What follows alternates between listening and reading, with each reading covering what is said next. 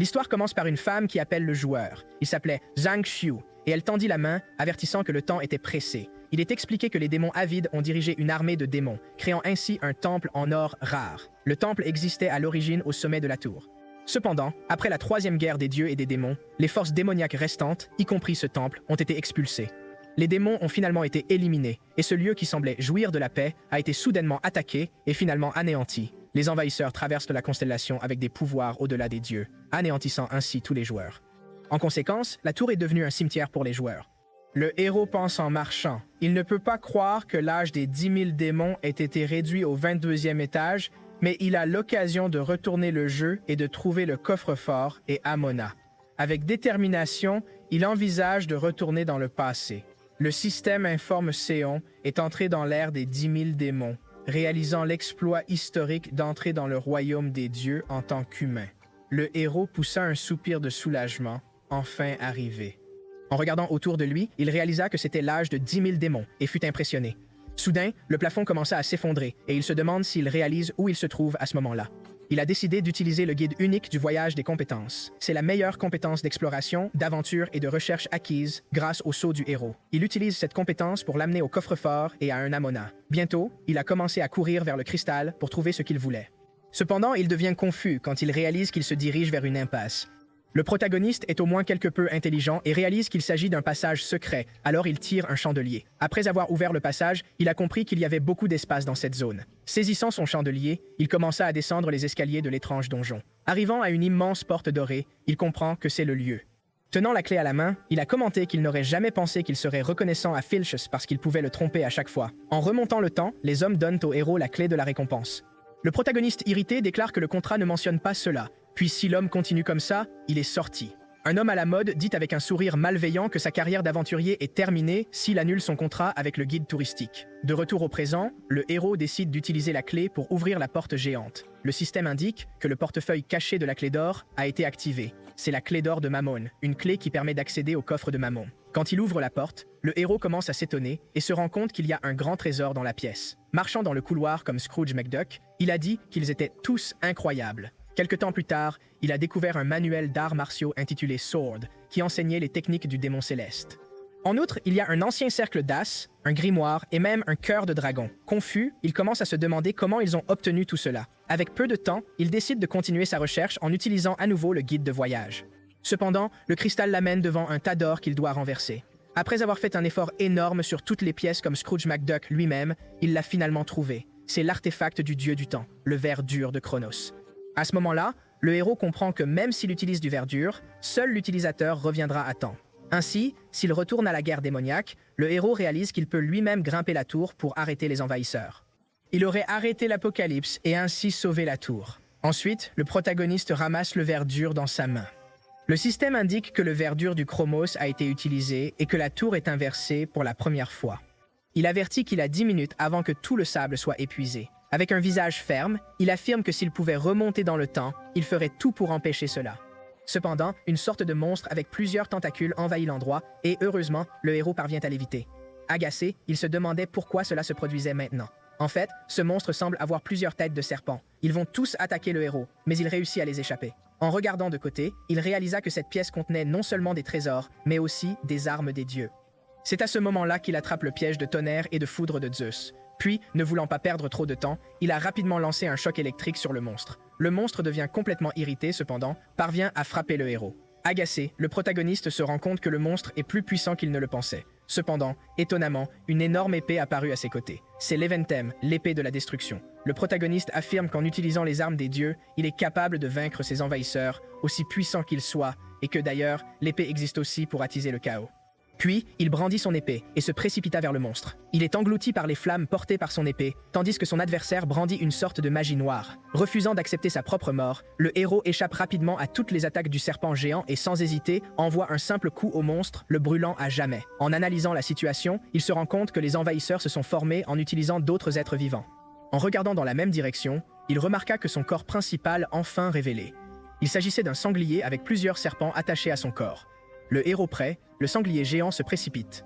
En regardant de côté, il trouva une autre arme divine, très pratique, Brionac, la lance de la lumière. C'est l'arme de la déesse de la lumière, connue pour pénétrer tout ce qui existe. Dans une scène magnifique, le héros utilise toute sa puissance pour lancer le trident sur le sanglier et le percer complètement. Le coup était puissant que le monstre a explosé. Après cela, le protagoniste dit que c'est très difficile. À ce moment, le système l'informe qu'il est le premier joueur à vaincre l'envahisseur, réalisant ainsi un exploit historique. Quand tout le sable a été épuisé, un chrono divisé s'est activé. Explique que le coffre-fort à 3 personnes s'est effondré et que le coffre-fort n'a plus de propriétaire. À cette époque, John est le nouveau propriétaire. La bouche de la guilde est détruite et le pouvoir de la glutonie est accordé au joueur qui la vaincra et choque le héros. Demandez ce que cela signifie. Dans le même temps, le système informe le joueur que la causalité est inversée. Toutes ses capacités et l'expérience qu'il avait acquises dans la tour ont été effacées un par un. Puis après tout cela, le système l'informe qu'il revient au tutoriel. Pendant ce temps, ailleurs dans une forêt, plusieurs personnes se sont rassemblées. L'un d'eux a demandé quel était cet endroit, tandis qu'une fille a dit qu'elle était sûre qu'elle travaillait. Soudain, un écran apparut devant tout le monde. C'est le système qui les accueille pour participer au tutoriel. Les gens commencent à se demander ce que ce tutoriel est réellement. Le héros pose ses mains sur sa taille et se demande s'il est vraiment retourné dans le temps. En regardant autour, il remarque l'ambiance chaotique et que les gens se disputent. Quelqu'un lui attrape soudainement le bras. Désespéré, l'homme demande au garçon s'il sait ce qui s'est passé, se demande ce qu'il a fait de mal. En voyant qui c'est, le héros se rend compte qu'il se souvient de cet homme. Une personne est morte dans le tutoriel, alors le garçon lui dit de se calmer. L'homme, agacé, lui demande comment il est possible de se calmer, explique que tout le monde est traîné ici sans raison. Il se demande s'il s'agit d'une farce et où les caméras analysent la situation. Le héros comprend peu importe ce qu'il dit. Une fois les vagues commencent, les choses se stabilisent. Le système informe qu'il s'agit d'une adaptation du premier chapitre et qu'il ne reste que 4 minutes avant la première vague de monstres. En voyant cette suggestion, d'autres se demandent ce que ces monstres sont vraiment. Le protagoniste comprend que tout est comme avant. Ce sont les attributs de Jung. Niveau 1, puissance 7, vérité 9. Avec les mains dans ses poches, le héros se rend compte à quel point ces attributs sont graves. Il remarque la cupidité et l'autorité de l'aiguille et se demande ce que cela pourrait être. Il s'est souvenu du moment où le coffre-fort s'est effondré et compris qu'il pouvait utiliser ce pouvoir. Il n'a pas hésité à ouvrir le coffre de l'avidité et acquérir le souffle du dragon de feu, Mjolnir et les arts martiaux du démon céleste. Il s'est affirmé qu'avec cette autorité, il y avait peut-être assez de force pour se battre. À ce moment, la première vague de démons commence. Choqués, tous se rendent compte que cela a commencé et se demandent de loin ce qu'ils allaient faire. L'un d'eux a trouvé une sorte d'animal, un groupe de loups. Tous les loups se précipitèrent vers l'homme qui avait commencé à courir. Quand il s'est déplacé de l'autre côté, il a réalisé qu'il y avait une troupe de loups. Finalement, le groupe est encerclé. L'un d'entre eux se demande s'il serait mort là-bas. Les héros disent qu'ils doivent se battre s'ils ne veulent pas mourir.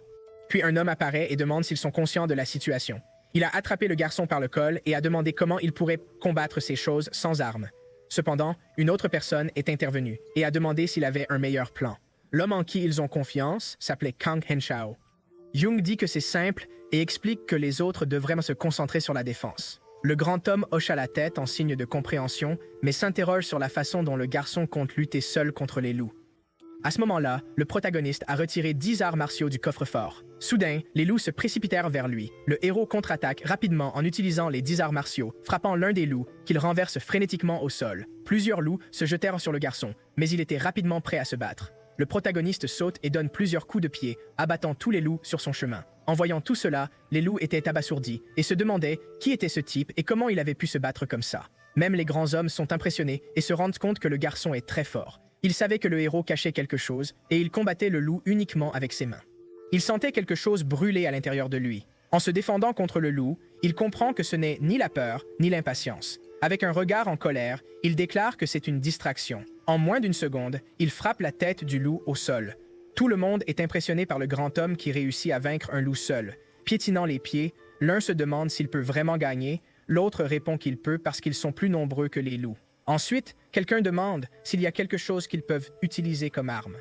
En regardant attentivement le héros, il se rend compte que le garçon n'a pas assez de force pour vaincre le monstre. Cependant, en revanche, il utilise ses techniques pour des frappes de précision, adoptant un style de combat complètement différent. Le corps tremblant, le grand homme annonça qu'il allait se battre aux côtés de cet homme.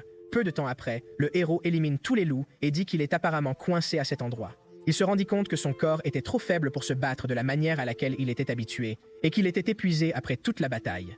À ce moment-là, dans son cerveau, une certaine sensation d'araignée s'est activée. Il a gagné ce sentiment parce qu'il a soudainement commencé à sentir le regard d'un être très puissant.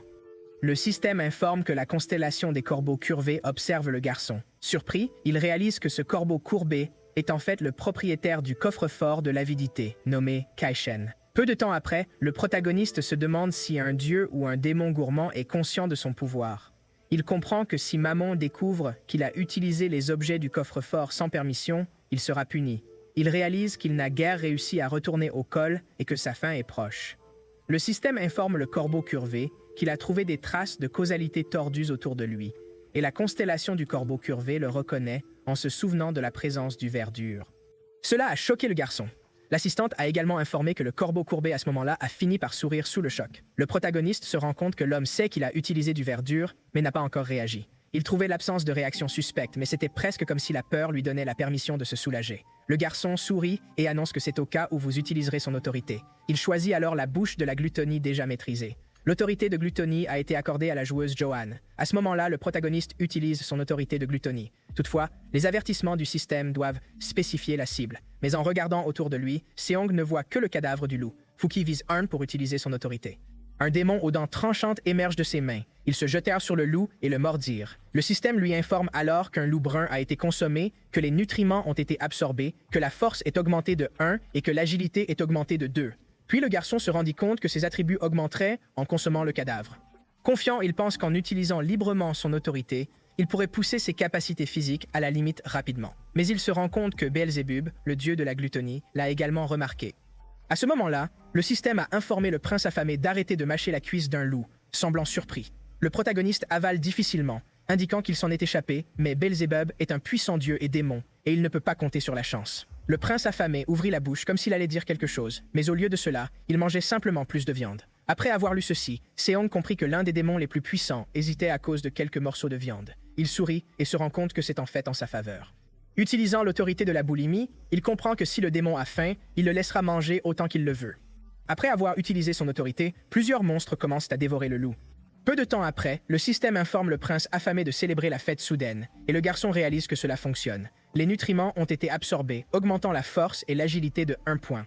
L'augmentation de ses attributs est beaucoup plus faible qu'auparavant. Cependant, il ne se soucie plus de cet objectif. Il demande au démon s'il est rassasié. Le prince affamé répond que c'était juste un apéritif. Le héros sourit et dit que son entraînement est terminé. Parfois, tout le monde réussit à vaincre le loup. Ils commencent à célébrer cette réalisation. Le système informe que, dans le premier chapitre du tutoriel, les adaptations sont terminées avec succès. Il informe également tous les participants que 50 points ont été obtenus. Tout le monde est satisfait du résultat. Un peu à l'écart du groupe, le héros est également heureux, car personne n'a été blessé cette fois-ci. Le traitement de plus de la moitié des monstres a contribué à ce résultat. Sion arrive première avec 220 points, Kang deuxième avec 80 points et Yuki troisième avec 40 points. En faisant l'examen du classement, 220 points suffisent. Durant le tutoriel, les points individuels montent et plus il y a de points, meilleure est la récompense. Leur chance d'être choisis par l'horoscope augmente. Sion a poursuivi en disant que, naturellement, son objectif était d'être le premier. Et même s'ils avaient traversé la première route sans problème, il avait réalisé une chose, qu'il fallait une arme de toute façon. Cependant, il comprenait aussi que l'utilisation des armes mammouth dans son état actuel atteindrait sans aucun doute ses limites, et à ce moment-là, il aurait besoin d'utiliser des armes pour compenser ses déficiences. Le problème est qu'il n'y a pas d'armes décentes ici. Il doit chercher dans la forêt pour améliorer ses attributs, ce qui lui permettrait de débloquer de meilleurs trésors de Mammon. À ce moment-là, quelqu'un appelle le personnage principal. Une fille lui demande où il va avec une voix familière. À ce moment-là, le garçon se rend compte que c'était à l'origine Yuseo qui était connu sous le nom de Cyclone avant son retour. Seon ne se souvient pas de tout le monde dans cet endroit, mais il ne peut pas oublier Yuseo. Elle est même devenue célèbre à l'étage supérieur de la tour, le long du Kang, connu sous le nom de Muscleman. Après tout, elle est l'une des meilleures personnes de la tour. La jeune fille, épuisée, demande au protagoniste où elle va seule. Cependant, le garçon comprend que maintenant que le tutoriel a commencé, chaque minute et chaque seconde est cruciale et qu'il n'a pas le temps de traiter avec elle maintenant. En réponse, il a dit qu'il vérifiait la zone et que rester immobile n'améliorerait rien. Cependant, la jeune fille pense qu'au lieu de se promener, ils devraient se rassembler et discuter pour la première fois de la façon de gérer la prochaine vague, ses mains sur la taille. La protagoniste se demande si quelque chose pourrait changer s'ils en discutaient tous entre eux-mêmes, ce qui, selon elle, aiderait le tigre. Le garçon pensait qu'il n'avait pas le temps de le faire parce que ce n'était pas quelque chose qu'il pouvait expliquer en détail. Si-Ling lui a demandé ce qu'elle comptait faire pour apaiser leur anxiété et a déclaré que tout le monde finirait par se cacher à nouveau une fois que la deuxième vague commencerait. La dame, indignée, dit que même alors, il ne savait pas quand ces loups reviendraient et qu'il serait dangereux pour le garçon d'y aller seul. Soudain, un écran s'ouvre devant eux. Il s'agit de la notification d'adaptation du chapitre 1 du tutoriel, jusqu'à ce que le temps restant de la deuxième vague de monstres ne soit que de 2 heures et 57 minutes. La protagoniste lui dit qu'elle devrait retourner à l'intérieur, qu'il vaut mieux désormais faire attention au système d'information et qu'en attendant, elle pourra aussi organiser des discussions ou quelque chose comme ça. Il a également dit que ce serait mieux si elle pouvait lui donner un peu de temps pour chercher une branche forte ou quelque chose d'utile. Complètement ignorée, la fille reste silencieuse. Parfois déjà au fond de la forêt, le protagoniste vient de tuer un autre loup avec sa main dans sa poche. Il regarda autour de lui et se demanda pourquoi il y avait autant de monde. Vous comprenez que c'est le meilleur moment pour augmenter rapidement vos propres attributs. Il utilise l'autorité de la glutonie pour diviser les loups tombés sur la terre. Cependant, le système le torture en déclarant qu'il ne peut plus absorber les nutriments de la même entité. Le prince affamé affirme qu'il est fatigué de la viande tout en la mâchant. Surpris, le héros se rend compte que le prince est fatigué de cette nourriture. Cependant, il se souvient que c'était de la glutonie, pas quelque chose qu'il pouvait simplement se transformer en monstre. Il priait le ciel pour que le démon attende un peu plus longtemps, promettant de trouver quelque chose de plus délicieux. Le système informe le prince qu'il a avalé tout le cristal et ses yeux brillent. Il déchire son arme. Le protagoniste dit qu'il va faire une expérience.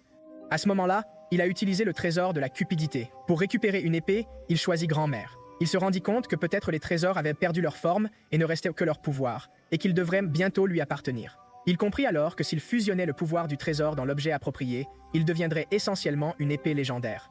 À ce moment-là, son arme a commencé à se transformer en une épée légendaire, et le tonnerre et la foudre ont surgi dans l'épée. Toutefois, les choses semblent vite tourner mal.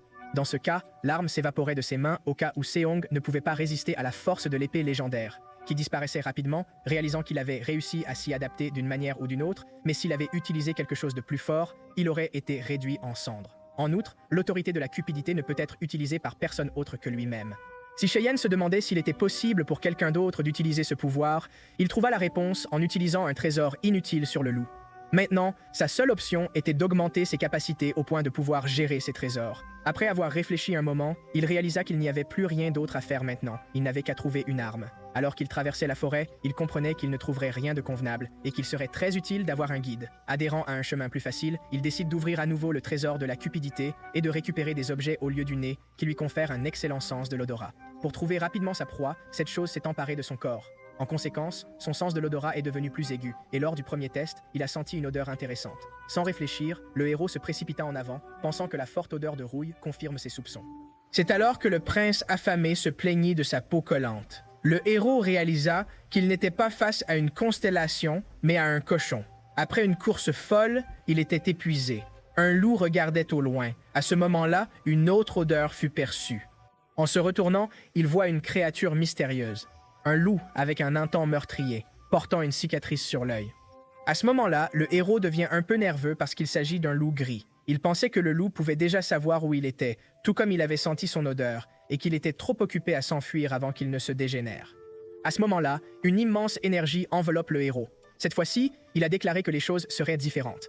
Bientôt, le loup gris se précipite sur lui avec toutes ses forces, mais le protagoniste à son tour parvient à l'éviter. Ce faisant, il a remarqué que le loup, en plus d'être plus gros, était aussi plus rapide que le loup brun ordinaire. Voyant qu'il était blessé, il réalisa que ce n'était pas un monstre ordinaire.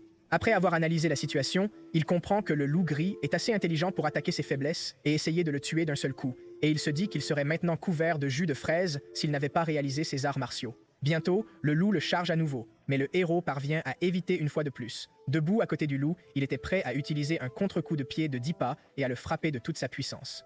Cependant, ce coup ne l'affecte pas, au contraire, il se blesse à la jambe. Agacé par cette situation, Seon se demande si cela est dû à ses attributs trop bas, même s'il est convaincu qu'il a frappé le loup dans le ventre. En regardant attentivement la zone, il réalisa que la bête était très forte et avait à peine besoin de se gratter. En esquivant encore, il comprend qu'il a la force et la vitesse, mais pas assez pour surpasser le loup. Il prend ses distances et réfléchit à sa prochaine action.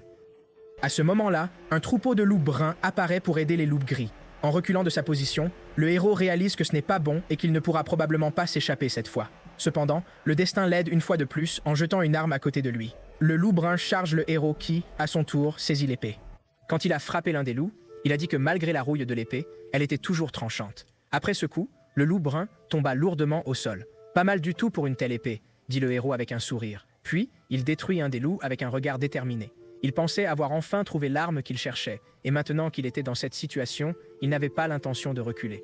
En regardant le loup gris de plus près, il se dit qu'il mettrait fin à tout cela avant la prochaine vague. Bientôt, il profite de la domination de la cupidité. Il a ensuite activé les compétences d'épée de la famille Ramel et a déclaré que les choses seraient différentes à partir de maintenant. Le loup gris n'a pas peur du danger, devient en colère et se précipite vers le héros. Lors d'une attaque frontale, le héros frappe le loup dans la bouche avec son épée. Cependant, le loup l'a attrapé sans difficulté. Puis, le héros sort son épée et frappe rapidement l'animal plusieurs coups.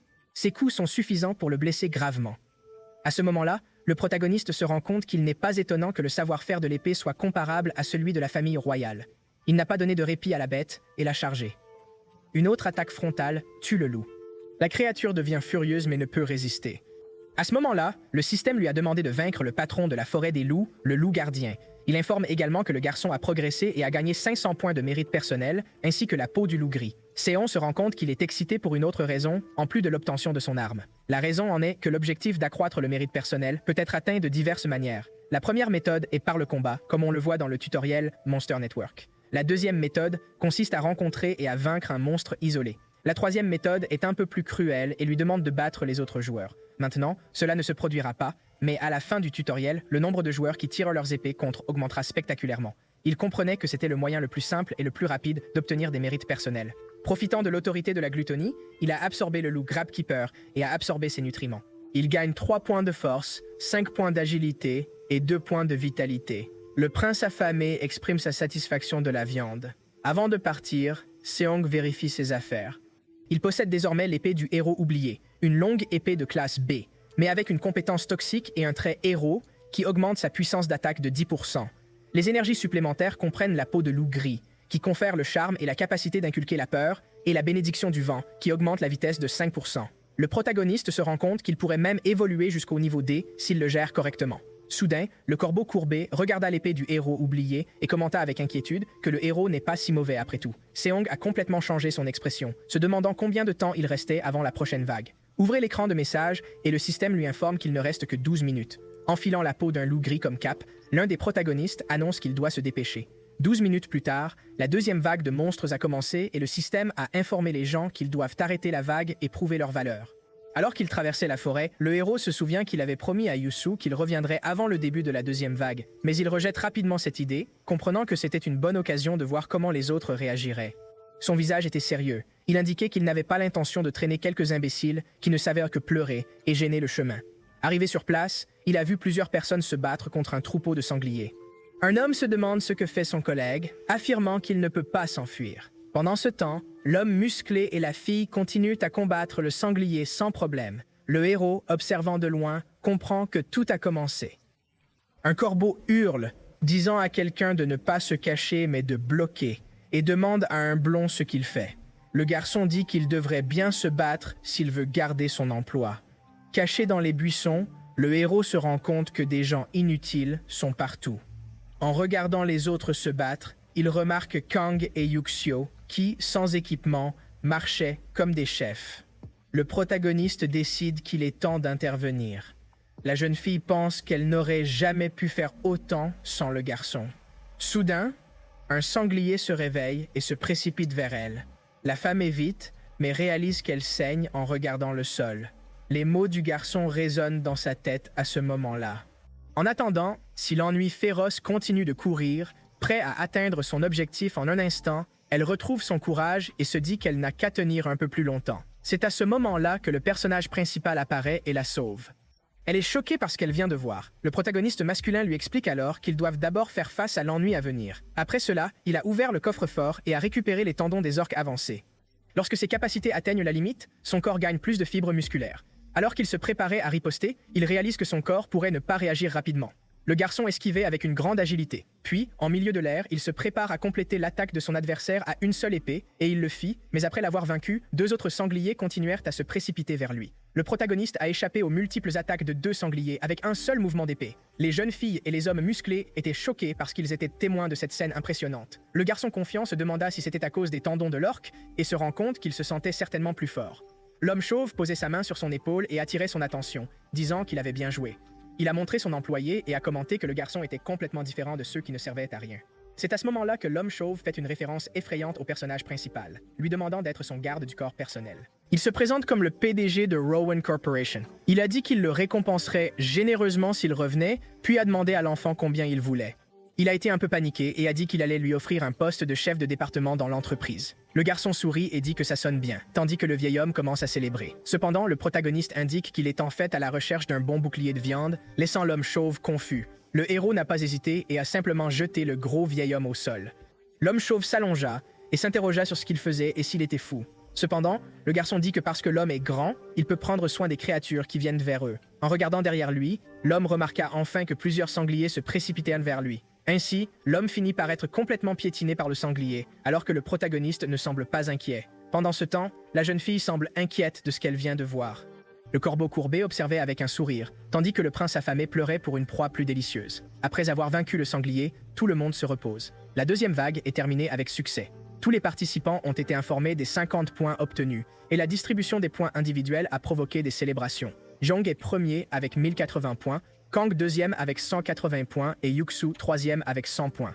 Il a été découvert qu'il avait mangé le sanglier brun, absorbé ses nutriments, doublé sa force et triplé sa vitalité. Le prince affamé dévorait la nourriture des sangliers, les goûtait et attendait plus de nourriture. En regardant le sanglier fini, il pensa qu'il le garderait pour la nourriture et avant qu'il ne se dégénère, il ne mangeait que de la viande de loup. Alors il savait à quel point la viande mal préparée était désagréable.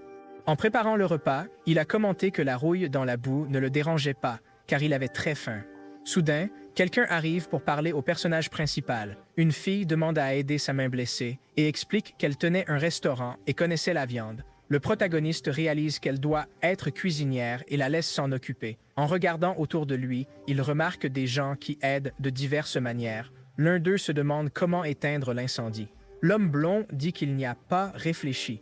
Cependant, le héros ouvre le coffre-fort de l'avidité et récupère les braises pour aider. Bientôt, un feu est allumé pour cuisiner les aliments. Le prince affamé se lèche les lèvres sentant une odeur délicieuse. Le héros vigilant pense qu'il faut aussi manger. Seo s'approche et offre au garçon un peu d'eau, qu'il accepte. En regardant son épée, elle lui demanda s'il l'avait trouvée dans la forêt. En analysant l'arme de la fille, le garçon pense qu'elle doit être jalouse. Il change de sujet et lui demande si elle a vu les messages étendus et flottants. En regardant le classement, la fille remarque ses 100 points et demande ce que cela signifie. En réponse, le personnage principal explique qu'avec cet argent, elle peut acheter une épée et qu'en se concentrant sur les points, le menu de la boutique apparaît. La fille a été impressionnée et a commenté que cela ressemblait à une sorte de jeu. Seong croise les bras et dit que pour survivre ici, il vaut mieux s'adapter au système le plus rapidement possible. Après avoir parcouru le menu pendant un moment, Seo choisit une épée. À ce moment-là, l'épée tomba devant elle. Elle sourit et lui demande comment il l'a découvert, et il répond qu'il s'est seulement adapté rapidement à la situation. Le PDG a dit qu'elle ne pouvait pas le suivre et l'a appelé par son prénom, ce qui l'a rendu curieux. La jeune fille explique qu'on lui a dit de s'habituer au système. Ensuite, elle le remercie et dit qu'elle est impatiente de collaborer. À l'aube, le système annonce qu'il reste 58 minutes avant la troisième vague. Le PDG demande à tout le monde s'ils sont prêts et quelqu'un demande quoi faire maintenant. La jeune fille propose de ramasser des pierres à lancer et de fournir un soutien. En analysant la scène, Seong réalise que les choses ont changé peut-être à cause du CEO. Avec quelqu'un au commandement pour réduire la panique, il est sûr que c'est bon et il peut se concentrer sur les parties cachées. Ensuite, il ouvre de nouveau le coffre-fort pour récupérer le cercle bleu de mana, l'élément de base que le mage utilise. Cependant, ce cercle de mana est moins efficace que les 7 pagodes. Il existe différentes méthodes d'entraînement. D'abord, construire une fondation avec la méthode de la tour bleue, puis construire des piliers avec des méthodes plus avancées. En outre, il ne peut pas oublier Dante et concentrer le pays héros, dessinant la manne à travers le cercle de manne. Mais ce n'est qu'une méthode d'entraînement pour la magie. Il estime que pour les guerriers, des champs d'alchimie sont nécessaires. Chaque fois qu'il rencontrait une occasion pendant la méditation, il pensait que c'était le long d'une rivière et consultait les notes de la tour bleue pour découvrir ce qu'il savait sur le trésor de Mammon. Avec toute sa concentration, il est sûr qu'il peut sentir l'énergie couler à travers ses poumons et en faisant attention, il peut atteindre le piège énergétique dans son corps. Alors qu'il se demanda si cette énergie se fondrait avec son propre corps dans un court laps de temps, elle se solidifie dans son cœur. Le système informe alors que le premier cercle de mana a été créé avec succès en utilisant la méthode d'entraînement bleu, et donc il est désormais possible d'extraire du mana et d'utiliser la magie. Il conclut qu'il a atteint des lancements de sorts extraordinaires et qu'en récompense, il a gagné 1000 points. Horoscope 3 images regardant en arrière avec les yeux grands ouverts. Pendant ce temps, le très saint Consolation montre une expression d'admiration. Nerveux, il se rend compte que plusieurs dieux liés à la magie montrent un intérêt pour lui. Maintenant, seuls Mammon et Béelzébub étaient à ses côtés, mais ils n'étaient pas exactement leur apôtre. Et en termes de classement, les deux dieux sont beaucoup plus dangereux que les constellations qui apparaissent actuellement. À ce moment-là, le prince affamé semblait très malheureux et dit que d'autres invités arrivaient. Le corbeau courbé fronça les sourcils et sort un trésor du coffre. Le mouvement tordu du corbeau du lit attire l'attention du personnage principal. Les corbeaux ont bloqué toutes les communications avec les constellations de classement inférieur. Impressionné, le héros comprend que même pour un niveau élevé, il faut beaucoup d'efforts pour interférer avec le système de cette manière. À ce moment, le prince affamé poussa un soupir de soulagement et il regarda l'invité disparaître, tandis que le corbeau regardait le garçon en silence. Le héros se rend alors compte qu'il doit maintenant tourner son attention vers ses propres hommes raffinés, malgré leur inefficacité, mais la méthode d'entraînement de la Tour Bleue renforce clairement ces hommes de cercle. À ce moment-là, quelqu'un s'est approché du garçon et lui a demandé s'il dormait et s'est demandé quel genre de personne dormait. « Assieds-toi ». L'homme lui dit alors de se lever rapidement car il ne reste que 12 minutes. En ouvrant les yeux, le personnage principal est choqué et se demande pourquoi ce type est ici. L'homme blond a commenté qu'il n'avait pas bougé depuis 1 heure, tandis que le protagoniste se demandait ce que cela avait à voir. Puis le décontracté a dit qu'il avait trop froid et que tout le monde était dans la même situation. Le protagoniste masculin se souvient que ce gars s'appelait Park, une personne sans valeur qui torturait les faibles et volait de la nourriture avant son retour. Cependant, en analysant la situation, il a remarqué que les choses étaient différentes maintenant, probablement en raison des changements qu'il avait apportés. Quand il se lève, il rappelle que Park Gun-High a toujours été comme ça, les forts contre les faibles et les faibles contre les forts. Puis l'homme sans vergogne dit qu'il veut juste être son ami et souligne qu'il semble que Kiro n'est pas encore d'amis proches. John se souvient intuitivement des difficultés que ce type lui a causées et de la façon dont il a été poussé dans la forêt. Cependant, grâce à cela, il a pu prendre conscience du pouvoir du guide du voyage, qui n'était qu'une conséquence de ces événements. Le protagoniste commente alors que l'homme se tient très vite, tandis que l'homme blond lui demande pourquoi il demande cela. En s'approchant du bully, le protagoniste lui dit qu'il a besoin d'agir comme un appât. À ce moment-là, le système informe que la 3e vague est sur le point de commencer. Tout le monde dans la foule est prêt à se battre pour sa vie. Le PDG se rend compte lentement que le monstre approche. Le monstre en question est un groupe de singes brandissant des armes aériennes paléolithiques. Le groupe a attaqué les singes avec leurs lances de plein pouvoir. L'un des hommes a commenté qu'il y avait trop de créatures et a demandé ce qu'ils devraient faire maintenant. La jeune fille frustrée se rend compte qu'à ce rythme, la formation va s'effondrer. Tout le monde a continué à lutter contre les singes et à lutter pour survivre. Puis le PDG a dit à l'intimidateur de commencer maintenant alors qu'il se tenait là et tremblait. Sans hésiter, le protagoniste lui donne un coup de pied et lui demande de partir maintenant. Les singes se retournèrent et remarquèrent que quelqu'un était tombé par terre.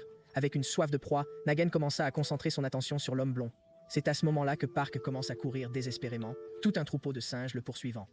En regardant tout cela calmement, le protagoniste masculin pense simplement que Park est plus rapide que prévu. C'est à ce moment-là que l'intimidateur appelle à l'aide au personnage principal, disant qu'il ne peut plus le supporter. Le PDG lui a ensuite demandé de venir le voir. Concentré, il commence à utiliser une sorte de magie, tout en disant à l'homme de ne pas se faire frapper. Craignant que le tyran ne comprenne pas ce qu'il veut dire, le garçon commence à utiliser le sort de boule de feu du coffre-fort de l'avidité et le tire sur un groupe de singes sans hésitation. Tandis qu'il courait comme un fou, le bully remarque une boule de feu se rapprochant de son visage. Par instinct, il a fait de son mieux pour éviter de se faire rôtir. Irrité, il interroge ce que le garçon venait de faire et demande quel genre de magie il s'agissait. Tout le monde autour a commenté que cela ressemblait à quelque chose d'un roman fantastique et se demandait s'il pouvait aussi utiliser la magie. En regardant la foule, le héros comprend qu'il devrait pouvoir gérer le reste et qu'ils ne gagneront jamais d'expérience s'ils ne continuent pas à se battre, et il réalise qu'il est possible de gagner des points en dehors de ce combat. Utilisant son autorité glutonique, il absorbe les nutriments et augmente son agilité par 3. Le prince affamé a ensuite déclaré qu'il était satisfait de la viande bien cuite, mais en regardant le sol, Park Jun-Hae a dit qu'il servirait le personnage principal toute sa vie. Se retournant, le protagoniste dit simplement que c'est bien et qu'il devrait en profiter pour manger des bananes. Pendant ce temps, à un autre endroit, plusieurs sangliers ont commencé à creuser le sol. Soudain, le héros arrive et se termine rapidement. Toutes les créatures de la zone regardent vers le haut et atteignent le niveau 3. Le système l'informe alors qu'il a réussi à passer la 3e vague et que tous les participants ont obtenu 50 points. En examinant le menu, le garçon comprit que la tâche principale était aussi terminée. Cela signifie que la détermination des gens a changé, car ils pensaient qu'il fallait encore 10 minutes. À ce moment-là, un énorme sanglier apparut. Devant lui se trouve le patron de Wild Boar Mountain. Le sanglier troglodyte utilise ses astuces habituelles et le protagoniste ouvre le coffre-fort de gris et récupère les fils. Il prend la pose d'un héros, prêt à éliminer le patron en un seul coup. Il a lancé une attaque immortelle contre le monstre et l'a immédiatement vaincu. En conséquence, il a gagné 500 points de mérite personnel et a également gagné la dent de cochon géant. Le protagoniste se rend compte que, contrairement à la peau du loup gris, qui ressemble à une capuche, cet objet n'est qu'une matière première. Comme il ne pouvait pas être utilisé par traitement, il le stockait simplement dans son inventaire. Soudain, une lumière apparut à côté de lui. Sentant l'outil du héros oublié déroutant, Sion se demanda si c'était quelque chose que le sanglier tentait d'enterrer et s'il avait un lien avec l'épée du héros oublié. Cependant, il dit que vous ne pouvez le découvrir qu'en l'utilisant. Plus tard, il retourna dans le village en cours de formation et vit beaucoup de blessés. En regardant autour de lui, il a déclaré que l'endroit était fantastique. À ce moment-là, il utilisait à la fois l'arme oubliée et l'épée oubliée. Il a aussi ouvert le coffre-fort de l'avidité et récupéré l'introduction de la fournaise du rocher noir. Malgré sa confiance, il se souvient qu'il n'avait jamais aiguisé son épée avant son retour. Un homme à la tête chauve apparaît et dit que c'est impressionnant car peu de héros sont capables d'aiguiser leurs épées manuellement. Surpris, le protagoniste lui demande s'il peut aiguiser une pierre, et l'homme chauve répond qu'il le peut. Analysant le matériel, il a demandé à un garçon qui avait réussi à trouver une telle chose, et le garçon a simplement dit que c'était de la chance. L'homme a dit que l'épée était vieille et rouillée, mais encore en bon état, et que l'équilibre était bien maintenu, car l'épée n'avait pas beaucoup endommagé. Analysant la situation, le protagoniste se demande pourquoi il y a une telle personne ici, et réalise que même l'affûtage d'un couteau nécessite la touche d'un maître. Le forgeron est tellement habile qu'en peu de temps, le protagoniste peut déjà voir son reflet sur la lame de l'épée. À ce moment, il a simplement rejeté son épée vers le personnage principal. Testé un peu, le protagoniste remarque que la sensation est différente, plus tranchante qu'avant. C'est l'épée du héros oublié qui a maintenant plus de 20% d'effet d'affaiblissement et 15% d'attaques supplémentaires contre les monstres. Le forgeron explique que bien que l'épée semble simple, elle est délicate et que quelque chose aiguisé à son sommet est une expérience rafraîchissante. Voyant les crocs d'un sanglier et la peau d'un loup gris, l'homme chauve demande s'il peut travailler dessus aussi. À ce moment-là, le guerrier de la Couronne d'Or a manifesté son intérêt pour le joueur Gushan Shok. Le héros a alors rappelé qui était le soldat de la Couronne d'Or. Il est l'un des 72 rois démons sous le commandement des 7 péchés mortels, également connu comme le 20e porteur du roi démon. Il mentionne que bien que certains pensent que Bearers est un fanatique de la guerre parce qu'il monte sur un cheval rouge, en réalité, il est bon en alchimie. Son fer est comparable à celui d'Héphaïstus. Alors que Éphéos valorise l'équilibre, le détenteur se concentre uniquement sur la destruction. Ses armes sont très puissantes que même les dieux les convoitent. En lisant ces informations, les hommes chauves se demandent ce que cela signifie. En réponse, le protagoniste explique qu'il s'agit d'un signe de la constellation, ce qui confond encore plus le vieil homme. Séon précise ensuite que les constellations sont des êtres divins qui habitent le sommet de la tour, tandis que le forgeron se demande pourquoi les dieux seraient intéressés par lui. Par curiosité, il demande au Guardian comment il sait cela, et il répond qu'il reçoit l'attention d'une constellation. L'homme chauve lui demande s'il doit faire quelque chose, et le héros lui dit de continuer à faire ce qu'il faisait avant, car ils ne sont pas dangereux.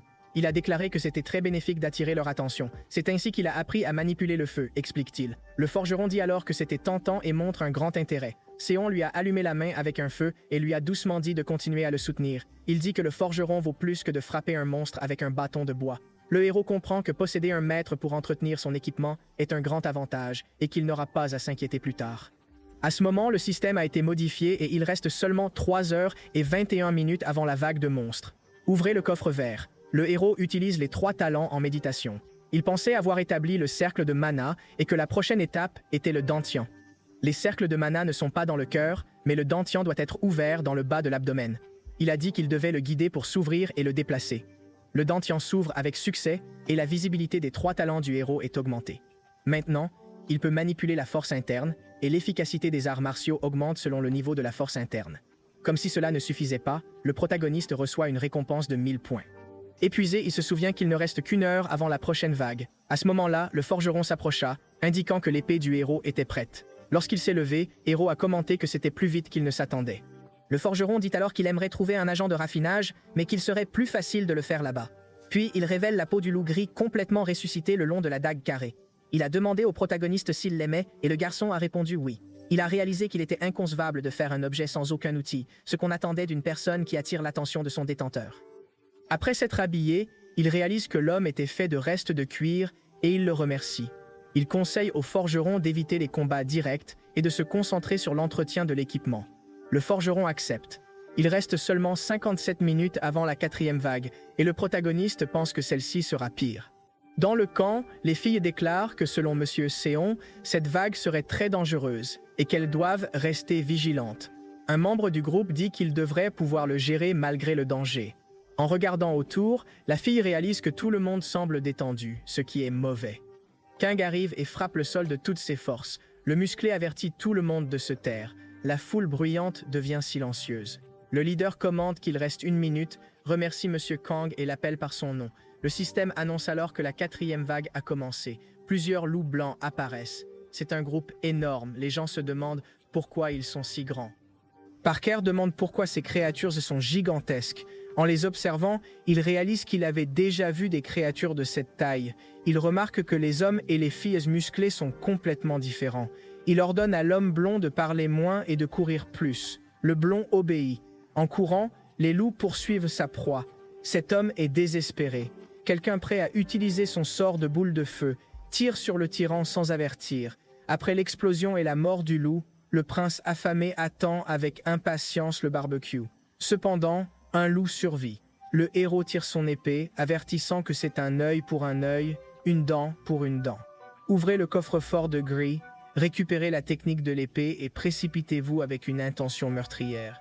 Lancez le premier mouvement de la technique de l'épée Blood Wolf et elle sera brisée en un seul coup. Il a réalisé que son dent de science était ouvert, rendant ses arts martiaux encore plus puissants. Quelques loups de la meute sont toujours impatients de prendre le héros. Il a annoncé que la première forme de l'art de l'épée du loup de sang avait été améliorée avec la force intérieure. À ce moment, le héros devient plus puissant et envoie des coups multiples à la meute en même temps. C'était une bataille totalement unilatérale qui les a vaincus en quelques secondes. Il est choquant de savoir si ce n'est pas la même personne. En utilisant l'autorité de la glutonie, le héros consomme le loup gris et absorbe ses nutriments pour augmenter sa force de 1 et son agilité de 3. À ce moment-là, le prince affamé ouvrit la bouche pour manger. Le tyran, effrayé, demande à Hong s'il peut aider les autres. Le reste se battait contre les loups, sauf Kang et la fille, qui s'en sortaient bien mieux. Cependant, le tyran était épuisé et ne pouvait pas suivre les loups. En revanche, Yu ne montre aucune faiblesse et gagne facilement contre les loups. À ce moment, la constellation de l'araignée regarde les compétences de l'épée de Yusu.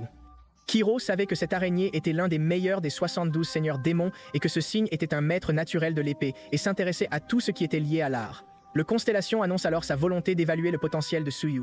La jeune fille, qui saisit son attention sans perdre son attention, a continué à renverser la meute avec précision. Rappelant le passé, Seong se souvient que la vitesse de son épée était inégalée, et même en brandissant une seule épée, il semblait qu'elle frappait avec plusieurs épées en même temps. Il se rappelait que c'était la puissance de l'arc, et c'était un test pour savoir si Yusu était digne de sa puissance. Alors que la jeune fille a éliminé tous ses adversaires, l'un des hommes bégayait en entendant Cheng dire que c'était leur chance. Ensuite, le système informe que l'araignée semble vraiment heureuse d'être témoin de tout cela. Il a également annoncé que la 4e vague a été complétée avec succès et que tous les participants recevront 10 points de récompense. Le CEO s'est classé premier avec Karmway 120 points, Yusu 900 et Kang 580. Après avoir vaincu tant de monstres, la jeune fille s'est sentie épuisée et s'est effondrée au sol. Cependant, le héros la tient dans ses bras comme s'il était une sorte de chevalier. Un homme est grièvement blessé à la jambe. La femme blonde demande s'il y a une infirmière ou un médecin à proximité. Un homme est apparu et a dit qu'il ne pouvait rien faire sans le bon équipement. Tout le monde se retournait avec des expressions folles. Ils disent que les choses auraient été différentes si l'homme avait aidé, mais il était juste debout. Il ne bougeait pas et regardait. À ce moment-là, le protagoniste s'approche, tandis que l'autre lui demande ce qu'il veut faire. Cependant, Seong lui a simplement dit de s'écarter du chemin. À cet instant, le héros ouvre le coffre de la cupidité et utilise la lumière de la guérison. Bientôt, les blessures de l'homme blessé ont commencé à guérir. La femme à la barbe bleue demande alors au protagoniste si elle peut aussi aider dans un autre domaine. Il a expliqué qu'il ne pouvait pas donner trop et elle a dit qu'elle ne collecterait que ceux qui étaient dans un état critique à un moment ultérieur. Seul, le héros comprend que cela dépasse ses attentes. Soudain, il sentait Kang et le grand homme s'approcher. Ne comprenant rien, le protagoniste lui demande ce qu'il veut. Les hommes répondent directement, disant simplement qu'ils devraient se battre. Le héros sourit et pense que c'est typique de Kang et qu'il doit d'abord briser son esprit si vous voulez lui parler. Ensuite, l'homme musclé dit au héros qu'il devrait aussi prendre son arme et utiliser la magie. Bientôt, le protagoniste explique qu'il n'en a pas besoin, ce qui agace encore plus l'homme. À ce moment-là, le héros dit que si vous voulez que Kang utilise une arme, il doit d'abord le vaincre à ses mains nues. Kang accepte sans hésitation et se précipite vers le héros de toutes ses forces. Il tente d'attaquer de front, mais le protagoniste réussit à l'éviter. En analysant la situation, Seong se rend compte que l'attaque de cet homme est puissante, mais qu'il y a des trous dans sa défense. Il a montré une grande agilité et a tenté de donner un coup de pied à son adversaire, mais Kang a bloqué avec sa jambe. Le personnage principal comprend alors que, au moins, l'équipement de Kang est impressionnant. En contre-attaquant, l'homme essaie de le frapper à nouveau, mais le héros évite à nouveau. Il s'est rendu compte qu'avec son état actuel, il était impossible de traiter Kang à main nue. À ce moment-là, il s'est tourné vers le Tai Chi, un art martial développé dans les écoles chinoises du Sud. Pendant ce temps, le grand homme est prêt à frapper et le protagoniste est presque furieux. Cependant, le garçon parvient à bloquer avec la paume ouverte et, avec les mains ouvertes, il change la direction de son coup, faisant voler le grand homme en arrière. L'impact était si puissant que son cœur allait frapper un arbre, mais il n'a pas renoncé à attaquer à nouveau le garçon. Toujours analysant la situation, Seong comprend que, en termes de force pure, Hong est un pas en avance. Cependant, le secret du Tai Chi n'est pas la force brute, mais le contrôle de l'énergie environnante avec sa propre volonté. En outre, une attaque contre un taiji basée uniquement sur la force ne finit par nuire que à l'assaillant. Après avoir frappé à nouveau et heurté l'homme contre un arbre, l'arbre lui-même s'est fissuré en deux. En conséquence, l'homme s'est blessé à l'épaule et a finalement admis sa défaite. En faisant preuve d'humilité, Sung s'approche et utilise sa magie de guérison sur l'épaule de Kang. Il a expliqué qu'il n'avait pas besoin de se précipiter parce qu'il était assez fort. Il a tendu la main et a invité Kang à s'entraîner 2 fois par jour. Sans hésitation, l'homme musclé serra la main de Cheng et accepta l'offre. Constellation de poésie crocodile, regardant Kang attentivement. Voyant cela, le héros se rend compte qu'apparemment Kang a finalement attiré l'attention de la constellation. Quelque temps plus tard, la 5e vague a commencé. Les bras croisés, le protagoniste remarque un changement remarquable dans l'attitude de l'ensemble du groupe. Auparavant, ils avaient affronté des loups et des singes, alors il se demanda rapidement ce qui allait se passer ensuite. Apparemment un troupeau plus sauvage et agressif de sangliers. Yusu a ordonné à tout le monde de tenir fermement les armes, puis elle a demandé à quoi ils avaient affaire. Cependant, le héros dit que cette fois, le garçon devrait s'asseoir dehors. Il a pensé à la façon dont il avait retenu et géré la plupart des ennemis pour aider les autres, mais apparemment cela n'était plus nécessaire, et en plus, chacun avait obtenu son propre score de survie. À ce moment-là, la jeune fille était seule avec un sanglier géant. Il en va de même pour Kang et Su, qui ont réussi à soulever un sanglier géant avec seulement une force pure. À ce moment-là, les héros se rendent compte qu'ils utilisent la technique Chei thaïlandaise. Après avoir analysé toute la situation, il annonce qu'il n'a même plus besoin d'intervenir. Son compagnon Ben lui a demandé où il voulait aller. Le héros explique qu'il n'en a pas besoin car il va escalader une montagne. Ensuite, il montre une énorme montagne rocheuse semblable à l'Everest. La brute, effrayée, lui souhaite simplement bon voyage et dit qu'il s'occupera du camp.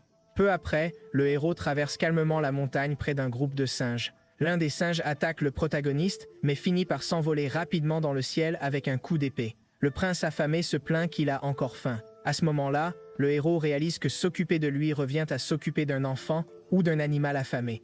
Il explique alors à l'entité qu'elle ne devrait pas s'inquiéter car il prévoit de lui donner quelque chose de plus gênant. Sur le sommet de la colline, il se souvient de ne pas avoir osé venir ici avant son retour. Mais maintenant, avec l'ouverture du coffre-fort de l'avidité, tout est différent. Il attrape le singe de la falaise. Avec cette force, dit-il, il pourra grimper facilement et déchirer les rochers. Le héros grimpe sans crainte, sachant où mettre ses mains, comment contrôler le vent, avec l'instinct d'un singe. Sans cette puissance, il serait tombé. Par curiosité, le prince affamé demanda où il y avait de la nourriture. Le protagoniste dit qu'il est temps de trouver quelque chose. En regardant une branche, il dit qu'il a enfin trouvé. Cependant, il remarque un groupe de singes complètement effrayés.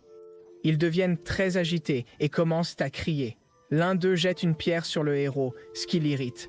Il saute de la falaise et se serre fermement avec son poignard. Il remarque une grotte dans une roche utilisée par les singes. Il utilise son pouvoir de flamme sur les singes, les faisant tomber de la montagne. Après être entré dans la grotte, il voit qu'elle est reliée au sommet de la montagne. Au sommet, il remarque un singe albino tenant un bâton. Par curiosité, le protagoniste demande si c'est le leader. Il a également dit que cela ne veut pas dire que le singe est Séon. À ce moment-là, le héros se souvient de la grande et sage constellation et pense que la tour pourrait avoir été conçue pour l'imiter, mais il change d'avis rapidement, car elle n'est même pas proche du vrai 1. Avec son épée, il réussit à bloquer l'attaque du singe albino. Avec une expression confiante, il a dit que c'était un vrai plan de bataille. Un singe était très agile avec un bâton, mais le garçon ne pouvait à peine l'éviter. Le garçon se rend compte que ses compétences sont assez impressionnantes pour un monstre boss dans une carte tutoriel et qu'il serait très désavantagé s'il continuait uniquement à se défendre. Ainsi, le héros finit par se retirer et ranger son épée.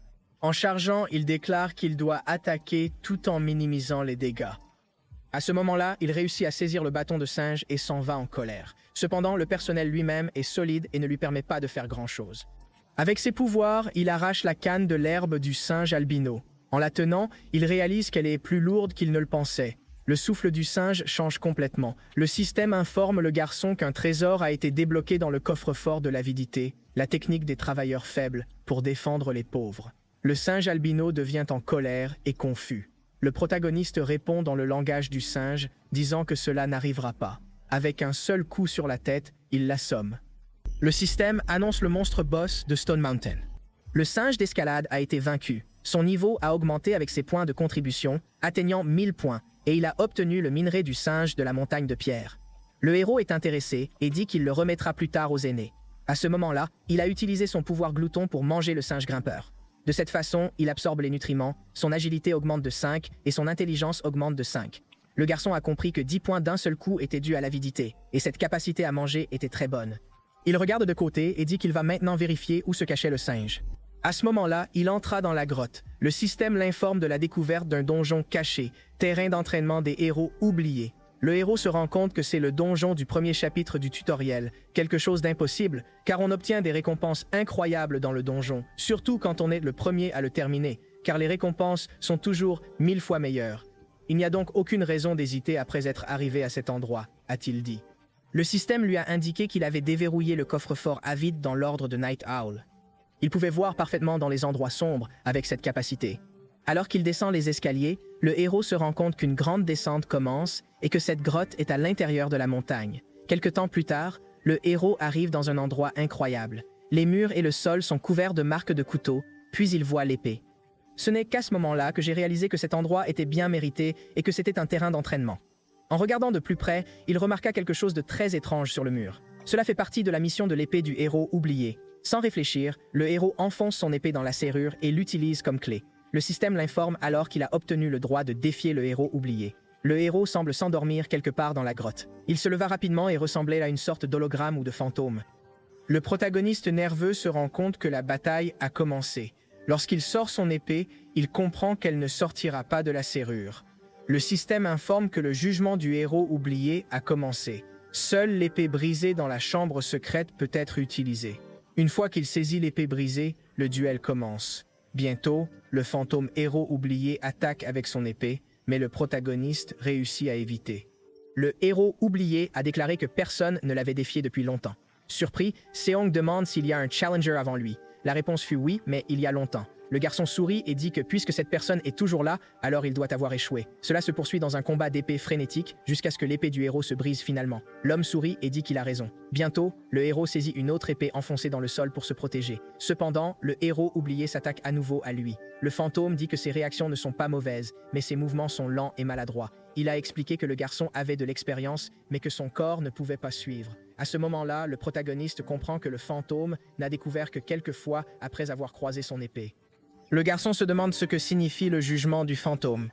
Le fantôme dit qu'il est impressionné par le garçon qui a remarqué l'épée énergétique. Le protagoniste perturbé comprend que trouver cet endroit est déjà presque impossible. Le fantôme avertit que si le garçon ne peut pas surmonter ce défi, il vaut mieux s'arrêter.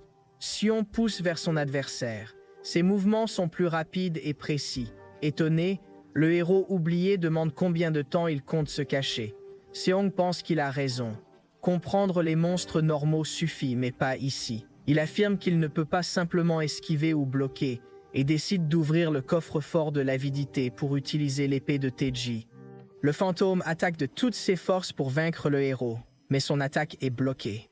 Il réalise que l'épée qu'il utilise s'est cassée, alors il la jette. Il dit que les mouvements du héros ne sont pas suffisants, mais remarque qu'il se rapproche. Les yeux du protagoniste sont concentrés et prêts à éliminer son adversaire. Il lance le troisième mouvement de la technique de l'épée du loup sanglant. Ce coup écrase l'épée de l'homme, qui est impressionné. Le héros oublié déclare qu'une telle technologie nécessite une vaste expérience. Il pensait que le garçon cachait ses pouvoirs, car il ne voyait aucun signe qu'il avait appris l'épée douce. Le héros comprend que c'est évident, car il vient d'ouvrir le trésor et obtenir ce pouvoir.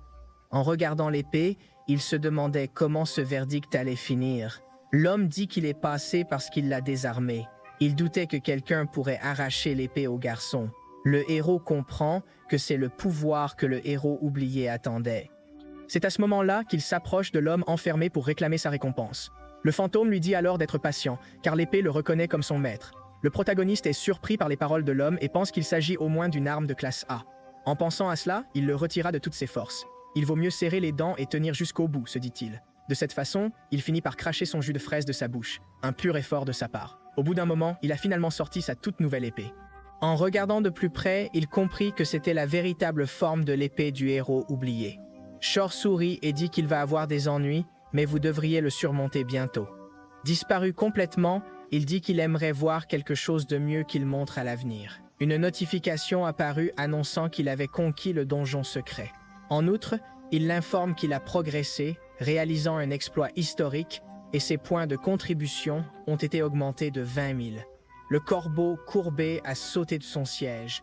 Peu de temps après, ils ont été informés que la 6e vague avait commencé et qu'ils devaient prouver leur valeur. Le leader dit à tout le monde de rester en formation. Pendant ce temps, Kang combat les monstres à main nue. La jeune fille tire sur sa cape, dit que le personnage principal a disparu et lui demande s'il est arrivé quelque chose. Kang l'ignore complètement. Elle voulait aller chercher le garçon et a demandé à l'homme musclé s'il irait avec elle. L'homme répondit qu'il n'y avait pas besoin. L'héroïne lui demande s'il n'est pas inquiet, car sans lui, ils auraient le perdu depuis longtemps. Les bras croisés, l'homme musclé explique que le gars n'est pas faible. Voyant que son écran montrait 28 000 points, les deux ont été impressionnés et ont commenté qu'il faisait quelque chose qu'ils ne pouvaient imaginer. La jeune fille accepta, choquée. Au bout d'un moment, le héros le réveille enfin. Déjà dans la 4e grotte, il ressentit une douleur aiguë dans sa poitrine. Il se demandait si c'était le prix après avoir tiré son épée, comprenant que son énergie avait été épuisée en un seul coup. En regardant de côté, il se rendit compte qu'il était pressé de sortir son épée, mais qu'il avait besoin de reconstituer 3 jours. Il a donc décidé de méditer pour restaurer tout son chai, par exemple les chakras internes. Cependant, à ce moment-là, il a commencé à remarquer que quelque chose d'étrange se passait. En regardant en arrière, il vit une sorte de colonne énorme d'énergie. On lui dit qu'il avait ouvert le coffre-fort de l'avidité et acquis les noirs du cercle. De plus, il a également acquis la technique secrète de l'esprit, transmise depuis plusieurs générations par la famille Magna, la technique de l'esprit qui brise les frontières. Après avoir reçu la récompense, le héros continue à méditer sans aucun problème. Le système annonce que tout le monde a passé avec succès les vagues 6, 7 et 8. Avec cela, il se rendit compte qu'au moins un jour s'était écoulé depuis qu'il avait quitté le camp, et il était soulagé de voir tout le monde réussir à tenir ses positions sans lui. Mais il se souvient du dernier défi du premier chapitre du tutoriel, la vague de température, où, comme prévu, le niveau du monstre augmente brutalement. Lorsqu'il s'est levé, il a compris qu'il devait évidemment prouver sa valeur dans le camp pendant un certain temps. Le système lui a rappelé que l'accumulation de ki interne dans son dantian avait réussi, et que tous ses arts martiaux seraient améliorés. Sa magie s'est tellement développée qu'il pense que c'est de la folie d'évoluer autant en moins de 2 jours. C'est à ce moment-là qu'il obtient Durandian, l'épée fissurante de pierre, l'épée de classe AB de Sarata. Impressionné, le héros dit qu'il ne peut pas croire que l'épée est dormante dans le premier chapitre du tutoriel, ce qui est assez surprenant, et même avant son retour, l'épée n'est qu'une rumeur puisque personne ne l'a découverte. Sean a commenté que la raison pour laquelle son amulette a été complètement écrasée doit être parce qu'il n'était pas assez puissant. À ce moment-là, le système a informé que le temps restant de la 9e vague ne restait que 24 minutes. Le héros comprend qu'il doit se dépêcher et se précipite hors de la grotte. Toute l'équipe se battait contre le singe rouge. Une femme a posé des questions sur les blessés, l'autre a dit qu'elle n'avait pas le temps pour cela. Un singe se précipite pour attaquer une fille, mais la peur persiste. Crown Speeder Constellation corrige la position du joueur en disant que ses mouvements sont lents. Elle se rendit compte que le monstre était devenu plus fort. Un singe rouge tente de l'attaquer par derrière, mais son bras ne bouge pas du tout. Kang a alors brisé tout le sol. La jeune fille est tombée et le remercie, tandis qu'il lui dit de respirer profondément. L'homme musclé dit que si elle tombe en les protégeant, le camp sera détruit. Kane est aussi épuisé, et l'héroïne dit qu'ils sont voués à l'échec si le gars ne se présente pas. Park arrive avec une banane et dit qu'ils ont atteint leur limite. Elle trébuche au sol et laisse tomber la banane, tandis qu'un singe se précipite pour la tuer. Soudain, tous les singes ont été tués par un seul.